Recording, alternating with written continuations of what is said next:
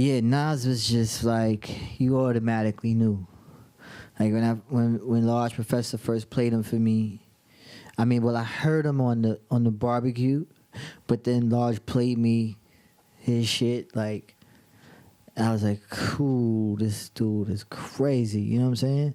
So I knew that it was gonna be the impact it was. When he came in to work on Illmatic, he came with a whole big entourage of his boys. You know, he was all excited. I'm sure he was like, yo, I'm going to see Premier today. So, you know, because they were more the young guys. Jay-Z was more the younger generation to me. That it wasn't like, oh, wow, Jay-Z, you know. And I knew Jay already. I met Nas prior to with Large Professor. And he kept telling me he was going to be ill. And like I said, once I heard him on barbecue, he was right. I was convinced. Every time Nas would go in the booth, he's like, yo, all y'all come in with me. And they go in the booth, and it's, you know, it's like 10 or 15 of them all in there. And it's like, what are y'all going to do?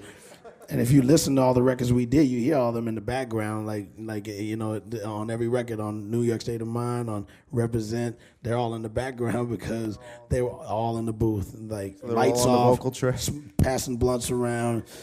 And they all just gather around Nas while he just spits, and that was the first time I ever seen something like that. They weren't even there to do any parts; they just were just there, you know. I mean, we had like 10 headphones all wired in, just so that they could listen and be a part of it. You know, it's crazy. He came out by the crib. At this time, I had a little setup in Fife's crib, in the basement. So he came through, him and Akinelli and Large, you know. And we blew a little something. It was summer or whatever. And I was like, so how you trying to approach it? He was like, nah, God, you know what I'm saying? I'm just trying to get that shit that you be fucking with, God. You know what I'm saying? Very Nas, you know, jazz man type shit. You know what I'm saying? I was like, true. I was like, man. And I just started fucking with it like right there. And it was just instant. He was like, oh, man. Yeah, let's go with that. And when we had the session and we was in Battery, recorded in Battery, he brought his book in and he just started spitting that shit. He spit it in the room first for everybody. Must have been about 10 of us in there. Mm-hmm.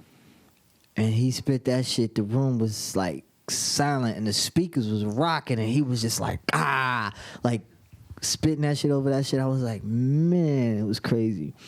And I hadn't really finessed the drums yet, but when I heard that rhyme, he did it. And then after he laid it and I pumped the drums up, it was just right. It was just like one of those perfect sessions.